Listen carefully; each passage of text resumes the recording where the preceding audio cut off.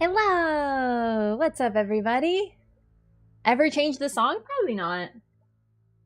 The thing is, I don't get tired of it because I don't ever hear it, right? Because when my setup, like the way I have my setup, I don't hear my starting soon or BRB music. So for me, it's just as it is. It's a perfect theme song. It is. I love Persona 3. Yeah, what's up, everybody? We're continuing the whip only run. I'm excited but terrified because the problem with it is that it's whips. No, in all seriousness though, I'm actually really enjoying it, but the problem is the bosses that we have going right now are not what gonna be really exciting ones, if you ask me. Yo, Quaither! Thank you for the re-membership. I like saying that now, actually. It's like particularly dorky, do you know what I mean? Thank you so much for 4 months. Welcome back. Oh man, my hair's so frizzy today. I did something new with it, so it's like I experimented. And it's good, but also still frizzy. Oh no, it like looks so poofy today. No, maybe I should brush it. No, don't brush. You comb it. You comb it. Please ignore. New hair, who dis? Yeah, I did. I washed it yesterday. I air dried it. So because normally I wash my hair on stream days, it just kind of like ended up that way. I need to diffuse it because it takes too long to dry. So I need to blow dry it. But this time I just let it air dry. Why do you like Radagon so much? Do you mean the fight? Do you mean the new fight from the DLC? How do I summarize what I spent like 20 hours talking about? I don't like anything about him. Lore? Oh, well, I don't really dislike him in the base game. I just think he's an idiot.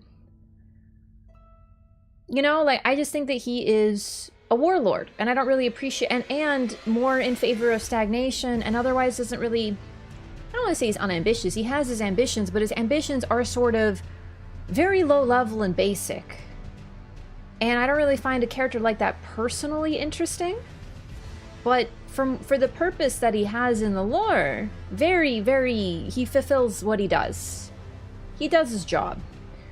Some people like the simple himbo character. I keep calling him a himbo, but realistically he's not a himbo because himbos are supposed to be nice.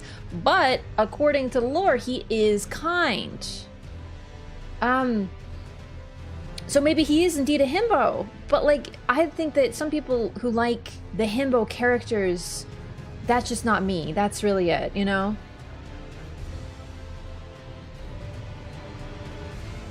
The new update added a little throne in the middle of Rolana's boss room. Is it there all the time? Can I go see it? Because I've already defeated her, unfortunately.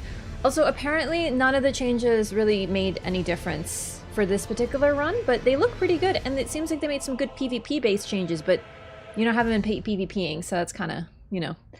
LOL kind? That's what the lore said. And I laughed really hard, but that's what the lore said. What's a himbo? It's like when someone's nice but dumb. Yeah, you spelled it completely right. It's basically a male bimbo. Very friendly, very dumb. And thorns were nerfed, right? Mm-hmm. That was necessary, though. That's why we made Thorny for Radagon, so we could enjoy it. It's kind of manipulative. Radagon? I don't think he's smart enough to manipulate anybody. Learn something new every day. It's very important to know about himbos. Truly.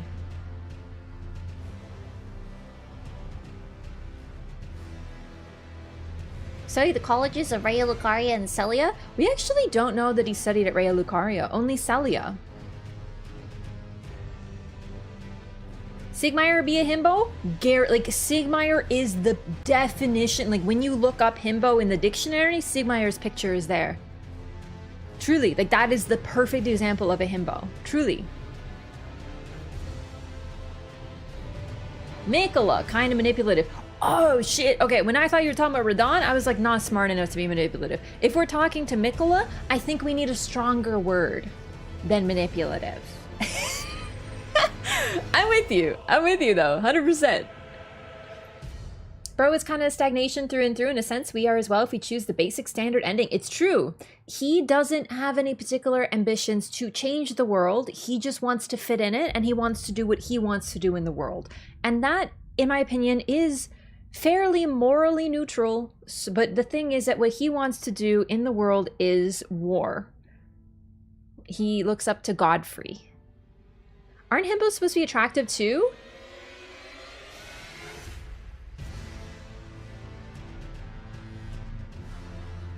I guess so, now that you mention it. Yeah. Generally, yeah. So I guess we now know for sure that Radagon is not a himbo. That's the lore you're here for.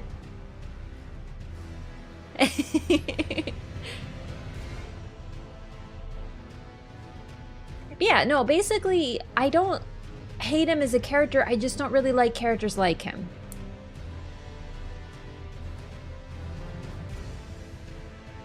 Turned out better than his dad? Yeah.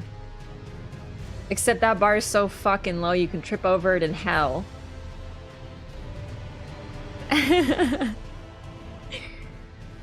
Siegmeyer is definitely a himbo though, 100%, 100%. Hi Roller, thank you so much for the resub. Thank you for 5 months. I appreciate that so much. Welcome back. Thank you for the continued support. I hate all the bosses except for Renala. I respect it. Can't personally for once. I don't agree. I actually like a lot of the bosses in the DLC. I love Mesmer, of course, Rolana. I almost said Renala again. Oh my god, that's hard. And Midra. Admittedly, Romina, of course. I'm learning Putrescent. I actually like Putrescent. He's kind of a dingus, but I kind of like him also. He's just kind of like a guy, you know, just like a silly guy. But I don't really like some of these bosses that I'm on right now. So I don't love Bale. He's a gigantic rectangular hitbox, and to hit him melee, you have to be really close to him, and you can't see what the heck he's doing, and you also can't see how cool he is because you're trying to hug his fucking grundle the whole time. Design-wise, great, love the lore, but the concept of fighting tanky Bale with whips is making me miserable this time. Then Sunflower. I like the Sunflower, but I fear the Sunflower, especially for this particular whip-only run. And then we have Meter, who I haven't gotten to yet. I think we'll be okay. Mesmer, I'm saving because I like him and I think he will be fun. Challenging, but fun. And then we have Gaius, who I don't think I need to say anything about Gaius. Haven't fought Bale without the Dragon Hunter Great Katana? Yeah. So I'm a little scared by that. I just realized, can we actually fight the Sunflower? Like, we can't, right? Because we need to be able to riposte it, and whips can't fucking riposte. So I think we might just not be able to fight the Sunflower. Like, we can. You don't have to riposte, but you lose a third of the damage. It didn't look too bad? I don't know. Listen, for me, as a gamer, as the type of gamer that I am, no, whips are horrible in PvE, and almost every single fight is suffering. To me, it's bad. To perhaps another gamer, someone who is effortlessly good, maybe it doesn't look that hard, but for me, I'm suffering every single time. But also, I love it. I'm suffering in that masochistic way that we all do when we play these games. Right, I can riposte with my fists. That's still allowed. Based. Once you just load them up with status inflicting shit, yeah, but I'm not doing that except for the what it has, you know, on itself, basically. Really fun to level, pain and suffering in boss fights. That's pretty much how I would describe it, yeah. Don't like Radagon because he left his wife and kids at threat of getting them all killed? What do you mean? Whoa, hang on. We gotta take a couple steps back because you're implying that Marika wanted to fuse with that bitch? Sorry, let me fix your mistake here because let me tell you something. Marika did not want that bitch. That bitch being Radagon, just to be clear. I don't know, like, no. Marika, no. Maybe the Greater Will, probably the Greater Will, considering everything that happened after they fused. But no, Marika did not want to combine with that bitch. Him leaving his entire family, that was him. Maybe not because of whatever. I don't care. Maybe he should have made better choices. Maybe he just should have made better choices. Radagon. Already schooling someone? Listen, Radagon did not do shit all to protect anyone except for his own self. Oh my god, he's just combining with Marika to protect his family. Fuck that. We're not glazing. That horny bastard. God, I hate Radagon so much. He's such a fuckboy. He's like the original Elden Ring fuckboy. There is no fuckier boy than him. And I'm allergic. Marika's not going to be cleansed from her association with the red-haired harlot? It's not her fault. Leal Hound of the Golden Order. You think she wanted to combine with the Leal Hound? Olive made bad choices. She did not choose to combine with him. You can hear it from Leal Hound of the Golden Order. Thou art yet to become me? That's basically saying, bitch, you ain't me yet. Let me translate that for you. Whatever. This is what Marika said. Whatever. You're not me yet, bitch. Sit your ass down. Puppy dog bitch of the Golden Order. That's what Marika said in modern parlance. To translate it. There is Omega shade in that Leal Hound of the Golden Order.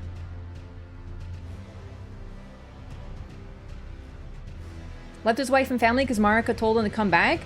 I don't think Marika did. I think the greater... Okay. Marika, at this time, was already bucking under the control of the Greater Will. And so, what better way to keep her contained than force her to combine with the guy who literally represents patriarchal control? Marika's true shadow somehow totally beholding to the Greater Will. Malekith, after all, ended up locked far away from her. The thing is, we didn't really get much detail on shadows in this DLC.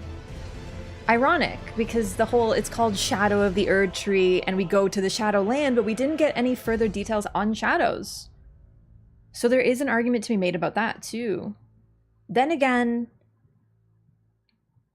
Trina and Miquella aren't shadows of one another either, so it could just be... whatever. Radagon and Miquella have power over Marika, St. Trina. If they're the one person, shouldn't they be able to influence each other equally? So we just have to look at what happened. And number one is Marika eventually shattered the Elden Ring. She had probably been planning to do this for a while. We don't know when it started, but she started to be like, yo, this is not good. And it took quite a bit of planning to be able to do it. So then we see in the opening cutscene Marika hammering the Elden Ring to shatter it, while Radagon is trying to fix it, and they're literally swapping bodies at the time.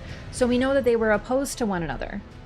And we know that basically from this, we can guess that Marika needed to fight Radagon in order to find an opportunity to do this, and it required some further detail.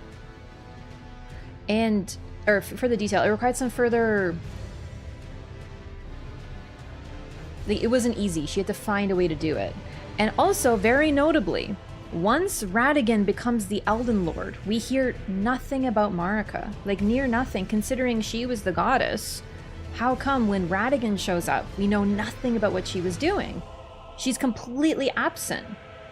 We have some idea of what was occurring at the time, but not much. Just hints and bits and pieces. Most of them focused around Radagon, but we do know that she seemed resentful of the combination and was shading Radagon, suggesting she didn't want it. but maybe it was forced upon her, or maybe it was an inevitability. Because they are separated, when they are put together again, they're combined again. Which is another reason why when we look at Miquella, he likely tossed Trina into a pit from which there is no escape. The only reason we can get out of that pit is because we can teleport. Trina is stuck down there. She can't leave. No one can go get her. She is so far under the ground, completely inaccessible, and Miquella intends to never return there, so they can never be combined again.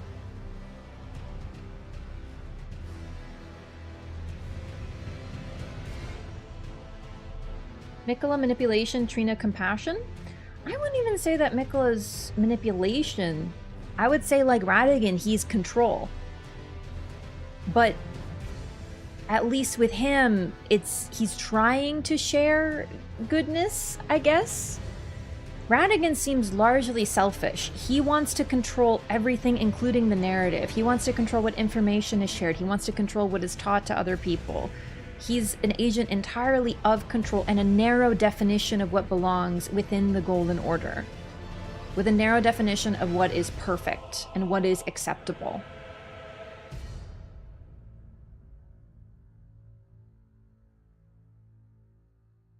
Hair coloration was a curse. Yeah, there is that, but at the same time, it's an interesting thing because Marika's children all have weird curse traits and associations with her enemies. So some people think that it could have been, you know, in the pot, she was combined with various things. I don't think she ever ended up in a pot, but who knows?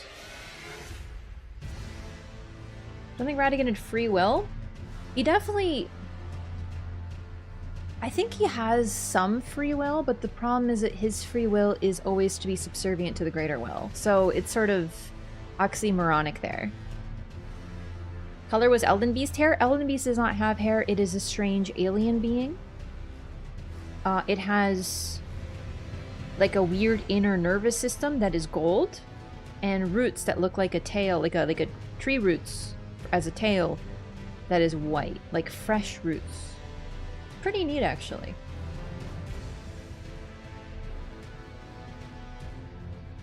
He was the loyalty she cast off. We don't know when Radagon is created. So it's possible that she... Like, Trina represents love. Radagon represents potentially a few different things. Trina might represent other things too. Did he try to save his mother's people based on the sick room we find? He was trying to extract the shrine maidens from the jars they were in. Yeah, the shamans. So I really wonder, because Marika was from the Shadowlands, I wonder if that was not her doing as well.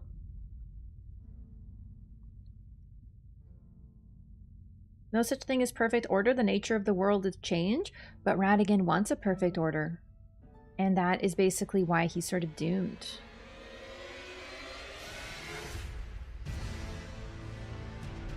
You know, also, one thing that the curse and the hair, whatever, Marika is a smith. She used a hammer, and she didn't use it to bash people over the head, so she was likely a smith, and she had a relationship with Hugh, who was also a smith.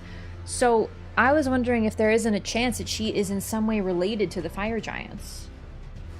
That was a theory I had in base game, but now that we've, you know, seen the village, now that we've seen all of her children, or at least all the ones we know of, I wonder if the fact that Radagon doesn't have red hair is not the fact that she has a part of herself that is linked to them. Because all of her children have all these weird traits. One is a snake, one has fire, one is an omen, two are an omen. You know, they're all cursed. One is glow-eyed. It was Marika who sent Mesmer to torture the Hornsent? Yeah, Mesmer is like entirely loyal to Marika.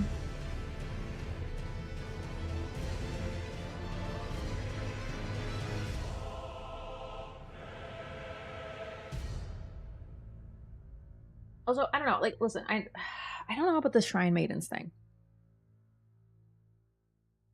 I know that's like the better translation to Miko. Miko is a Japanese term that was used. But like, Shrine Maiden doesn't mean anything to us. In English, Shrine Maiden only has associations with like the little I know about Japan. So I actually think Shaman's still a better translation. Because a shrine maiden is the maiden of a shrine, and she runs it there. But shrine maidens, are they? Do they have families? Like, are they allowed to have children? Like, I don't know. Do you know what I mean? I really don't. And sure, I could look it up, but like, I don't really like how people are dismissing that translation, I think. Like, yes, the original word is Miko, but Miko / Shrine Maiden doesn't mean anything to me. Mediums for greater spirituality? Yeah, and apparently they called themselves Newman. Expect to have daughters to carry on? Yeah, I didn't know. I don't know if they're like, I really don't know. I know they're all women. But the way that Newman are described and Shaman are described, they seem to be like a race of people. Versus a Shrine Maiden is trained to be a role or born of a line of people. So maybe that was the intent, but like, I like, you know. She looks so much like Mesmer. So does Melina. Right? They're so I love their faces. They're so cute. Western context might be a nun, but a nun doesn't have the connotation of communing with spirits. Yeah, so like that's the thing. I actually don't mind the translation of Shaman. Wasn't Elden Ring also written in English first, or am I capping? So I don't know about Elden Ring, but I can tell you about the previous games as precedent. Dialogue is apparently English first. So the voice actors, it's all written English first, but item descriptions is JP first and then translated.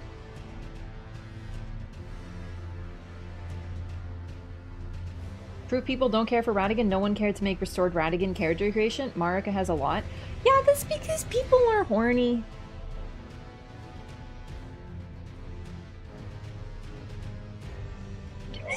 It's really that simple. In a sense, a curse of paranoia against her own children? I don't know that she's paranoid, because the thing is, like, do you know people who lived through war? And like trauma and like that sort of stuff? Like they have seen things happen and they expect it again because they've seen it. And that, I think, is very understandable. And I don't think can be referred to as paranoia. That's the only thing. Like, I don't think she's paranoid just because paranoia is like the expectation of things, to simplify, going wrong with not necessarily any reason to, versus she has lived through her people getting brutalized. Just people, we still also have Radagans, so you meant men? Straight men are horny. I'm horny too, but I don't have the ability, I don't know how to restore face data. And if I did, you think I'd be wasting it on Radagon?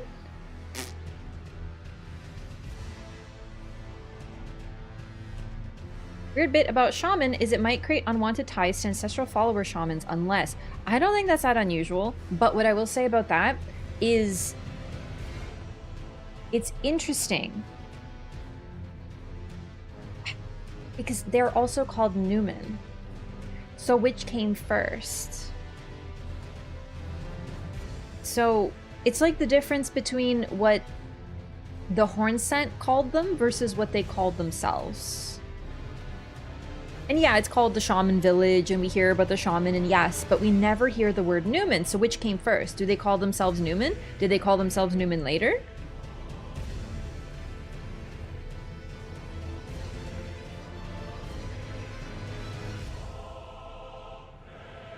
Radagon was predestined to cheat, but damn, what an excuse, huh?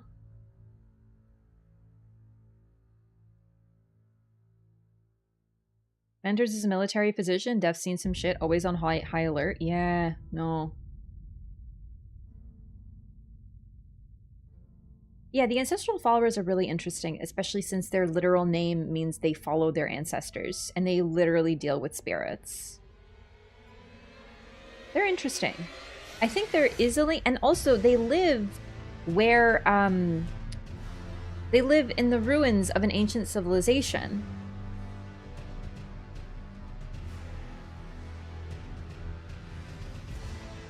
Exactly, the Hornset torched Shaman Village. They didn't torch Shaman Village. They kidnapped the people who live there because Shaman, who were innocent, by the way. So, okay. I don't think they should have done it to their criminals either. But in Hornset culture, what they do is criminals are punished by being sent to prison, and then in those prisons, they kill them and chop them up and put them into pots. The chopping could also occur at Bonnie Village. The potentates are the ones who do it. So I don't know where they're actually chopped up, probably in Bonnie Village. But also the jails are like refrigerated. So basically, they chop up guilty criminals to put them into pots, but they need a core. The Hornset operate by putting in a shaman in the center of the jar, and then all the other criminals combine with the shaman. And thus, this will be reborn into a saint. So the criminals and the worst of society get put into the pot so that they can be saints, but the shaman are simply used as the core. They are not criminals. They have done nothing wrong. They are simply born. So the Shaman Village, they would kidnap them and spirit them away, and probably to Bonnie Village.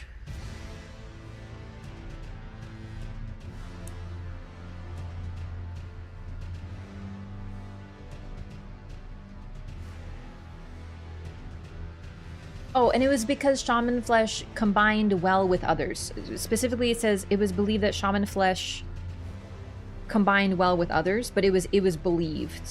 That I was very interested in when I saw that.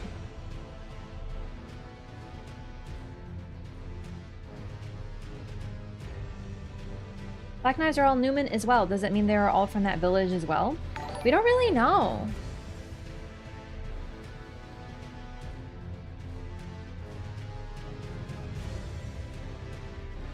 Kierkegaard Absurd, thank you so much for the Prime. Thank you for 2 months. Welcome back.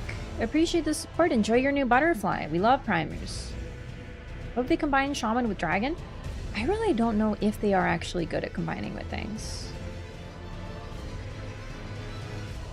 That's kind of the thing for me. I don't know that it was actually true. It's possible it was, and there's evidence for it, but when I read it was believed, it makes me think that the Hornset, who were numerous and dominant, looked at this tiny village and went, sick. I've heard these people are really good at combining with others, so we're just going to kill them and put them into pots for that reason. That is their lot in life. Yeah, so the Black Knives are Newman, and they are scions of the Eternal Cities. And then we also have in the DLC the Night Sisters. They're not called Night Sisters. What are they called? The Sisters of Night. The Light, the Yolan and Anna. And I wonder if there's a link.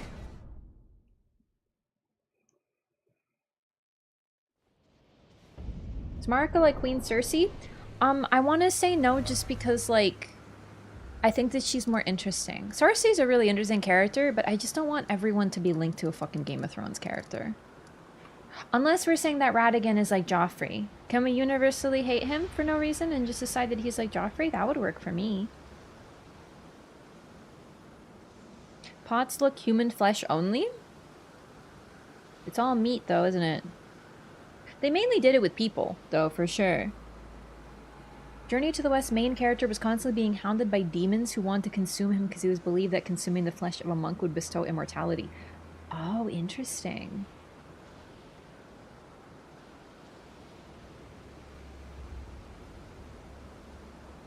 What about them? Oh, they're glue. Yeah, seriously. So the Hornset were a pretty awful culture. The thing about it is, Marika, while definitely driven by vengeance, arguably was also driven by an urge to create a civilization where nothing like this would occur again. And I think there's signs of her trying to do better because the jars that we see in base game are not filled with people. Like, they are, but they're not forcibly thrust prisoners and people into them. They only use corpses or people who want to become jars. It's a choice, something that people want to do. Versus like Alexander the Warrior jar, people want to join the warriors in the jar. But so clearly she looked at something that was horrific and turned it into something better that people actually want. And there are no prisons where they imprison their own people. So even though there's tons of problems with what she did, there are clear signs of improvement from the previous regime. And then we have Miquella, who wants to create an era of compassion and is trying to build upon the previous regime and make it better by his mind and his vision. When it went from shaman to just eating corpses, well, that would be the Erd tree. The jars look different, the seal looks different, and the jar's behavior is different.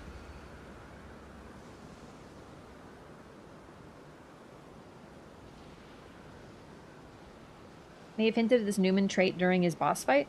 Yeah, it's possible. The combining of things and people would fit with the characters that we know. I don't know. I don't take it as gospel. I don't take it, like, just because, like, I don't want to give any real life examples because the fact is they're often, you know, problematic. But the idea of a group of people looking at a different group of people, perhaps from a different part of the world, perhaps with a different appearance, and pointing at them and saying, you have this trait, I have decided it, and then treating them horribly because they have decided they have this trait is something that occurs in reality. So when I heard they believe that shaman combined well with others, I didn't think, oh, that means they combine well with others. I thought, oh, fuck, they really justified atrocities with that one, huh? So, yeah, I just don't know that it's necessarily gospel that that's true. There's an argument to be made for both, to be honest. Talking about shaman? Yeah, because shaman also, they do have some different abilities, but we don't really know the extent of them.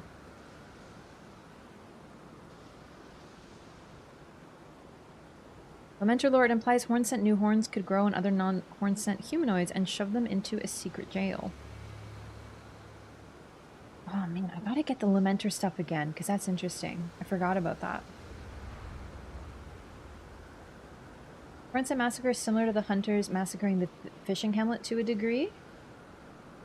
Yeah, like the horn-scent massacring the village, and that's why it's, yeah, Horn-scent Furnace Golem's improvement? No, not against the previous regime. The previous regime gets eliminated, but look at Leyndell, look at the lands between.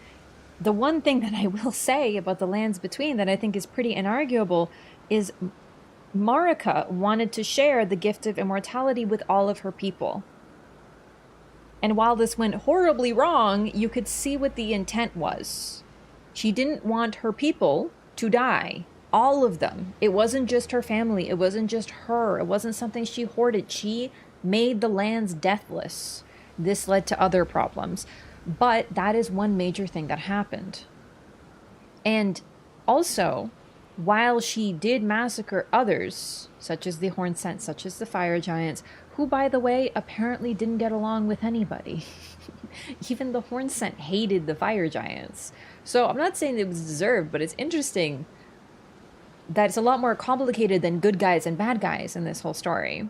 So basically, while her people were cool with her, everyone else was a potential enemy, but she jealously and fiercely protected her own people, versus the Horn-scent despised their own people and tortured them when they needed to. It was a part of their culture. So that's what's so interesting, is the Horn-scent brutalized anyone who wasn't a Horn-scent, pushed them out, but also their own people, and then the Erd tree does not do that.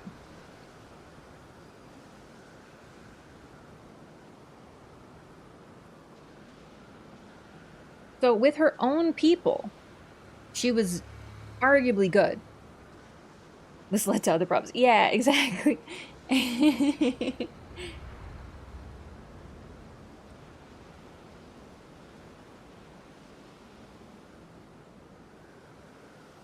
Don't necessarily have to resort to genocide. After all, Miquella was able to charm at least one Horn-scent.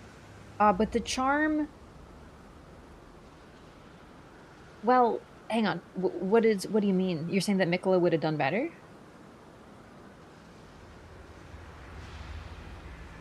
Everyone is a villain in someone else's story. This game does an immaculate job of portraying that. I agree. It's really, really well done. Seriously?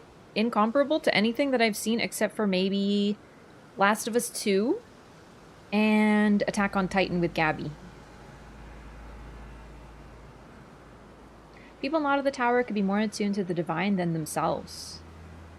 Yeah. Yeah, I think that's definitely true.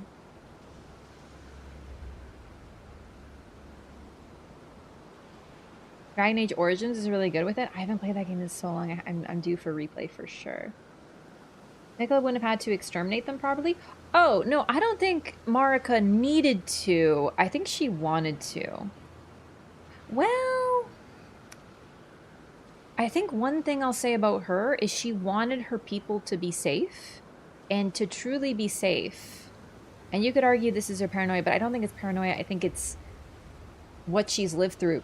In order to keep her people safe, every threat needed to be gone. So everyone who wasn't of her people was an enemy. Versus Miquella,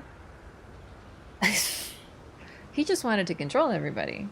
After a war, by the way. You don't pick someone like Radagon as your consort if you don't intend to fight a war. Whatever he says. Age of compassion, I swear, he says, while Radagon beats the ever-living shit out of you the moment you step up to him. Like, come on. Compassion my ass.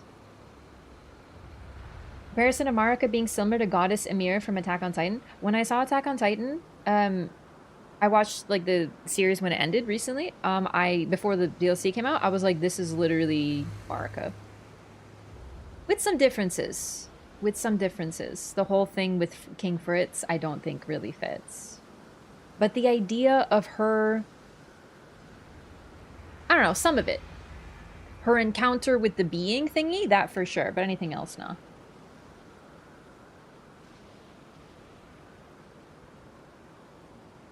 War Against Who? Morgoth Radagon? No, I think Miquella has given up on the Lands Between, which is weird, I know.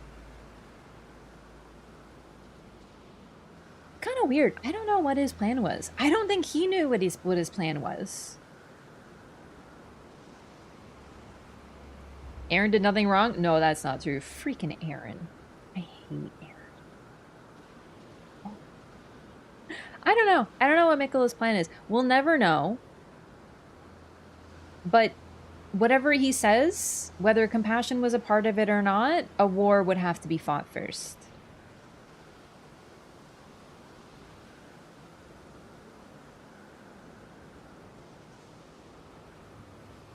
Age of compassion when your Elden Lord is Radagon? Yeah. The thing is, even though... Okay, I think the boss fight is like a perfect microcosm of what would occur if we weren't there and Miquella and Radagon succeeded in becoming a god. So obviously, without us, Ronnie wouldn't do anything. So Ronnie's out of the game. The only person who succeeds in anything is Miquella and Radagon. So congratulations, thanks to No Tarnish being there, we're removed from the story. We have a successful, weird duo of those two. What would they do? I don't know. But when we fight them, we get a peek. We walk into the arena, and Radagon starts beating the shit out of us. No question, no dialogue, no discussion. The only voice is Miquella's. And before anything happens, Radagon is fighting us. Now it's a boss, so of course that's going to happen. But eventually, during the fight, Radagon grabs us, and Miquella whispers to us. If this happens twice, we become under his thrall. In other words, likely what would happen is that Radagon would fight a lot of people. Anyone who opposed Miquella would be destroyed, and then eventually, maybe whoever's left, maybe a handful of stragglers would be saved, charmed, and that's it. So under his exact control.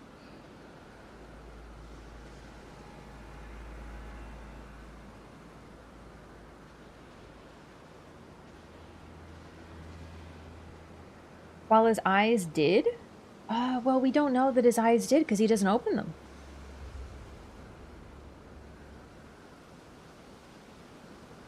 Seems keen on spreading kindness.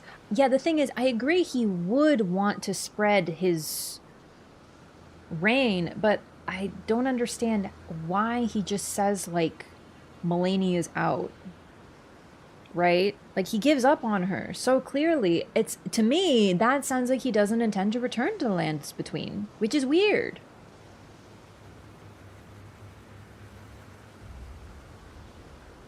She knew that pushed Marika over the edge. I personally think that Marika was involved in the Night of the Black Knives, but we can't know.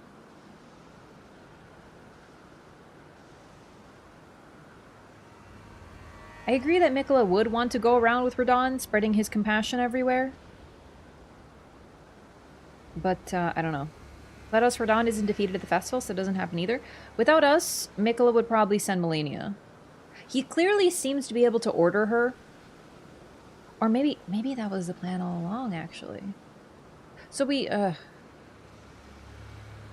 I want to start playing the game. I don't want to waste my brain with lore right now, because we have to fight bosses, but... Basically, the fact that Villainy is just waiting for Miquella to come back, and we know he won't. It's a little fucked up, isn't it?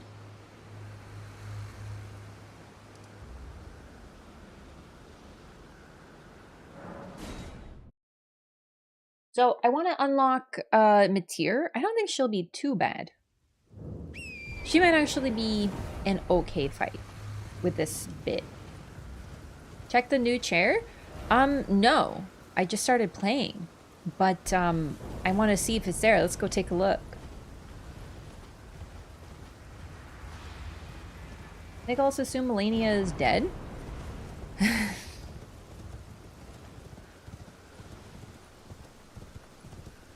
Thing is, he doesn't care to know, does he? Like, that's the whole thing with him. He doesn't care to know. So, he either assumes that Villainy is dead, so there's no need to worry about her, or... I mean, he doesn't bother to check. He doesn't bother to ask. He doesn't care about her. He's left her behind. The moment he sent her to fight Radagon, he was saying peace.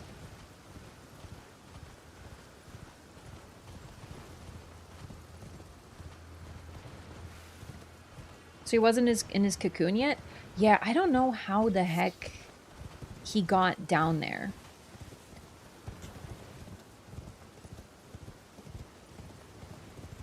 Honestly, you want to talk Game of Thrones? It reminds me of the TV shows like Season 8 Teleportation, to be completely honest with you. Actually, this is better. Sorry, I went to the wrong Grace.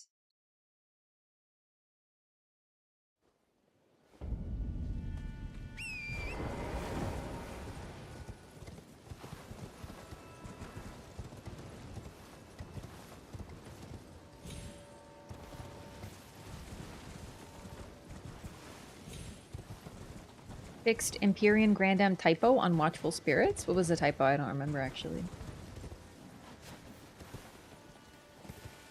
Stopped caring about her after he let go of Trina?